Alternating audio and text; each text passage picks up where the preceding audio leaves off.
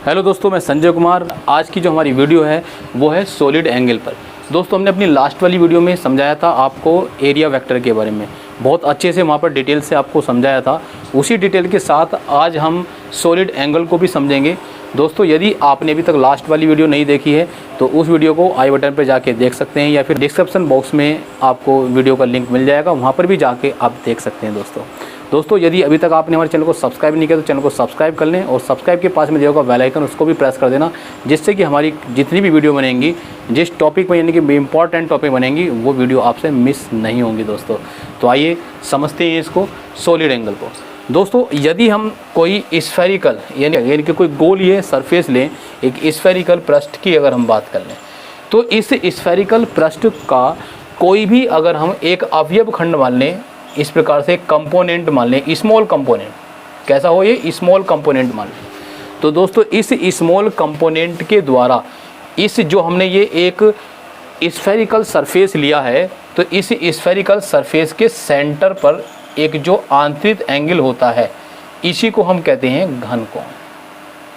बात समझ ले दोबारा कि ये क्या है, हमने एक स्फेरिकल सरफेस लिया है। ठीक है, कैसा सरफेस है ये? स्फेरिकल सरफेस, एक गोलीय पृष्ठ है।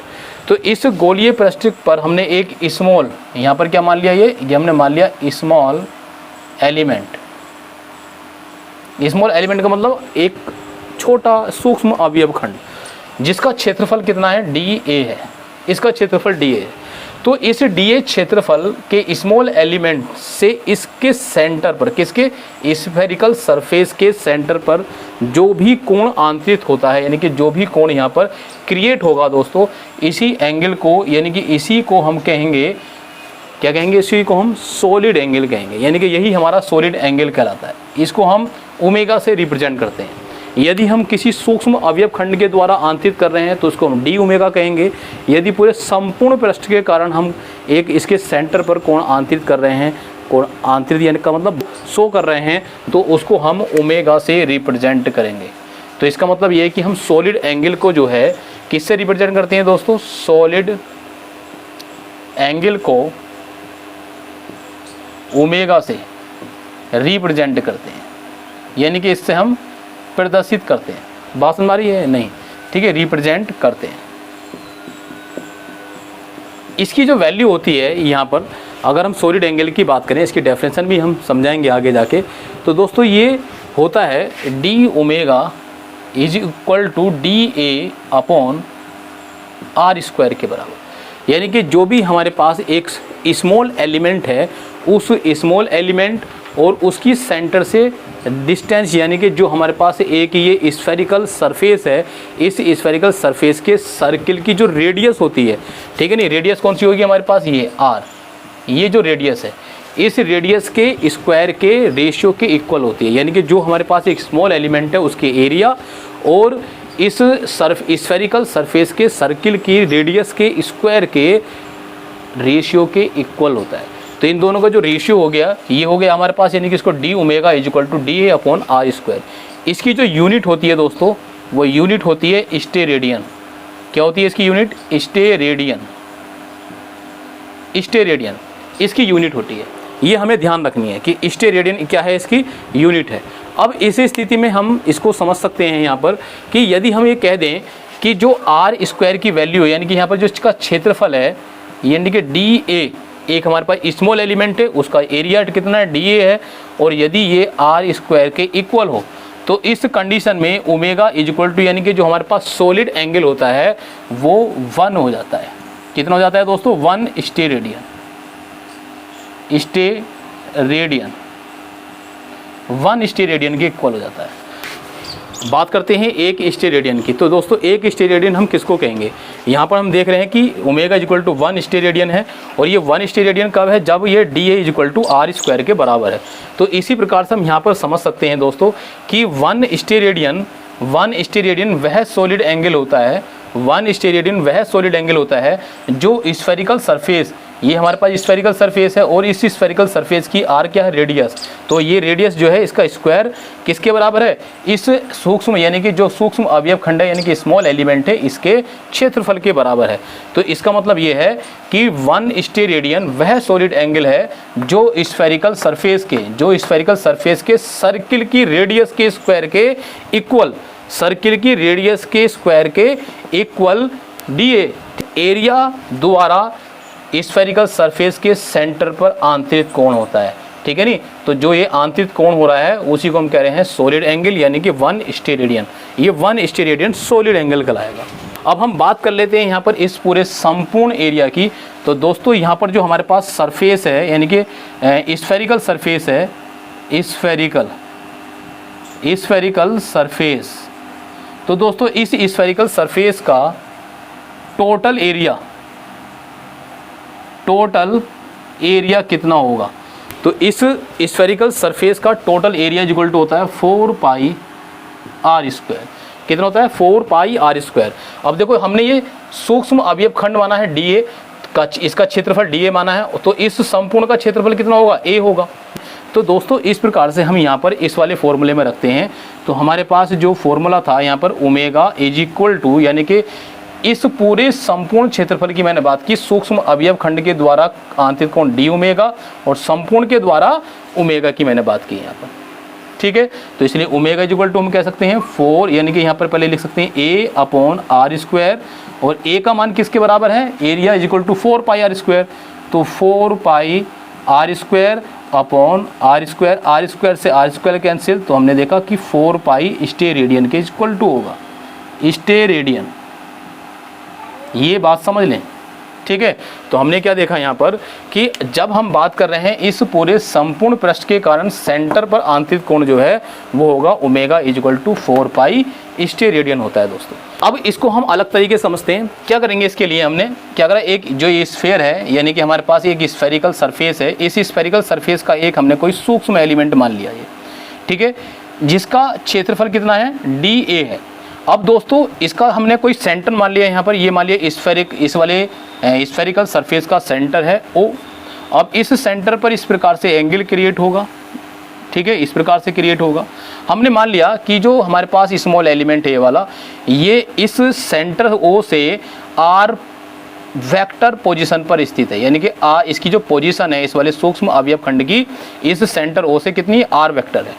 तो इस कंडीशन में हम देखेंगे कि जब ये आर वेक्टर है तो इस आर वेक्टर के अलोंग एक यूनिट वेक्टर होगा, और वो यूनिट वेक्टर जो है उसको हम रिप्रेजेंट करेंगे एन यूनिट वेक्टर से। किससे रिप्रेजेंट करेंगे दोस्तों, एन यूनिट वेक्टर से। अब इस सूक्ष्म अवयव खंड यानी कि जो स्मॉल एलिमेंट है इसका क्षेत्रफल कितना है, डी है, तो इसका एरिया वेक्टर कितना होगा दोस्तों, तो एरिया वेक्टर क्या होगा, तो इसके परपेंडिकुलर, हमने देखा कि ये पृष्ठ है तो इसके परपेंडिकुलर इस प्रकार से होगा। तो यानी कि उसको हम शो कर सकते हैं ऐसा करके, ये डी ए वेक्टर होगा, इसके क्षेत्रफल वेक्टर एरिया वेक्टर की बात कर रहे हैं, जो हमने कल एरिया वेक्टर की बात की थी। तो हमने देखा कि इस यहाँ पर जो हमारे पास सदिश एकांक सदिश है यानी कि यहाँ पर यूनिट वेक्टर है और डी ए एरिया वेक्टर, इन दोनों के बीच जो एंगल क्रिएट हो रहा है वो थीटा होगा। कितना होगा, थीटा एंगल होगा। हमने ये देखा कि हमारे पास एक ये स्मॉल एलिमेंट है और इसकी पोजीशन यहाँ से सेंटर से कितनी है, आर वेक्टर है, तो उस आर वेक्टर के अनुदिश जो है एक यूनिट वेक्टर होगा जिसको हम रिप्रेजेंट कर रहे हैं एन यूनिट वेक्टर से। ठीक है, किससे रिप्रेजेंट कर रहे हैं हम, एन यूनिट वेक्टर से।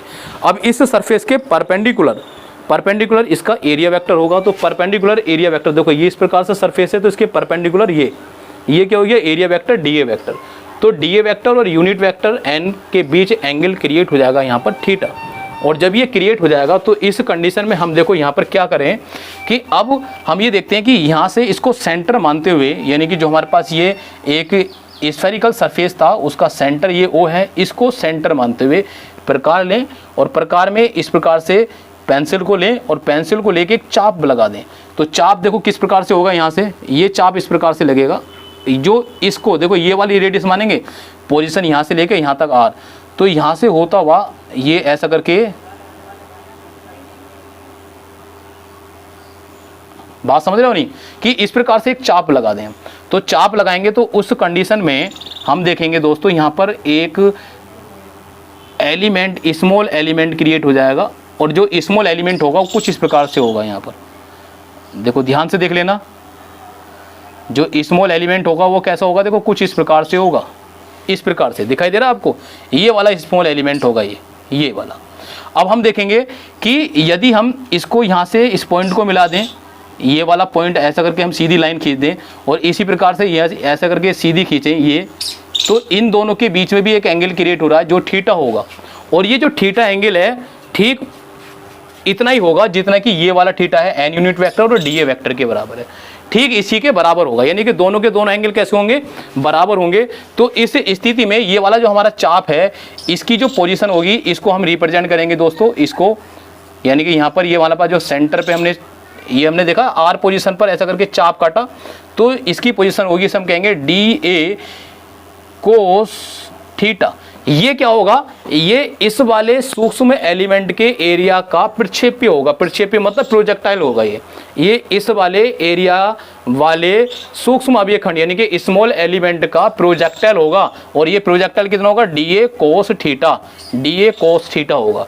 तो इसका मतलब ये है कि अब इस कंडीशन में इसके द्वारा जो इस सेंटर पर आंतरिक घनकोण है वो कितना होगा, ये होगा D omega equal to D A cos theta बटे आर स्क्वायर के बराबर होगा। और जब ये इसके बराबर होगा तो इसको हम कैसे लिख सकते हैं दोस्तों, क्योंकि एक यहाँ पर वेक्टर के द्वारा रिप्रेजेंट कर रहे हैं इसको, तो इसको लिख सकते हैं D A vector dot N unit vector upon are square. ये डी ओमेगा इसके बराबर हो जाएगा या नहीं, ठीक है। जल्दी से बताइए कमेंट करके, हो जाएगा या नहीं, समझ में आ रहा है या नहीं है, ठीक है। किस प्रकार से करा हमने, ये आपके सामने बहुत स्पष्ट तरीके से मैंने समझाया है कि एक स्मॉल एलिमेंट लिया है और उस स्मॉल एलिमेंट का एरिया कितना है, डी ए है। और यहाँ पर हमने देखा कि जिसकी जो पोजीशन है वो सेंटर से आर वेक्टर है, और तो इस आर वेक्टर के अनुदिश एक यूनिट वेक्टर होगा एन यूनिट वेक्टर। तो हम देखेंगे कि इस स्मॉल एलिमेंट का एक एरिया वेक्टर जो है वो डी ए वेक्टर होगा। तो डी ए वेक्टर और एन यूनिट वेक्टर के बीच का एंगल थीटा क्रिएट होगा, कितना होगा, थीटा क्रिएट होगा। तो तब इस कंडीशन में हम देखेंगे कि यदि हम यहाँ से आर वेक्टर को एक रेडियस मानकर इसको ओ को सेंटर मानकर और हम एक चाप खींचे, ठीक है ना, इस प्रकार से चाप काटें ऐसा करके एक आर्क बनाएं, तो हम देखेंगे आर्क बनाने पर तो एक यहाँ पर एक स्मॉल एलिमेंट दूसरा क्रिएट हो जाएगा और उस स्मॉल एलिमेंट का जो प्रक्षेप्य होगा और इसके अनुदेश यानी कि जो हमारे पास ये डी ए वेक्टर है, ये डी ए एरिया का एक सूक्ष्म अवयव खंड है, इसका प्रक्षेप्य होगा डी ए कोस थीटा। और डी ए कोस थीटा, तो उस कंडीशन में यहाँ पर आंतरिक घनकोण जो होगा दोस्तों वो होगा डी ओमेगा, और डी ओमेगा बराबर होगा डी ए कोस थीटा बटे आर स्क्वायर। तो यहाँ पर हम इसको लिख सकते हैं D A vector into N unit vector upon are square. तो यही हमारा सॉलिड एंगल होगा, इसे हम कहते हैं सॉलिड एंगल। तो इस प्रकार से हम सॉलिड एंगल निकाल सकते हैं। अब देखो आपके पास दोनों कंडीशन है, एक कंडीशन ये वाली मैंने निकाल दी है आपको, ठीक है। इसी प्रकार से हमने एक कंडीशन ये वाली निकाल दी है, यानी कि दोनों की दोनों कंडीशन हमने निकाल दी हैं। तो इसको भी आप समझ सकते हैं इस प्रकार से, इसको समझ के हम ये निकाल सकते हैं यानी कि 4 पाई पूरे सरफेस का। और यदि एक अवयव खंड के कारण हम देखेंगे तो कितना निकल कर आया था, यहाँ पर निकल कर आया था D omega is equal to D A बटे आर स्क्वायर। और जब हमने D A is equal to R square बराबर माना था तो यहाँ पर ओमेगा की वैल्यू थी 1 स्टेरेडियन, ठीक है नहीं, 1 स्टेरेडियन। तो उस कंडीशन में हमने 1 स्टेरेडियन की डेफिनेशन आपको बता दी है। और यदि संपूर्ण की बात करेंगे तो संपूर्ण के द्वारा हमारे पास आ जाएगा 4 पाई स्टेरेडियन ओमेगा बराबर।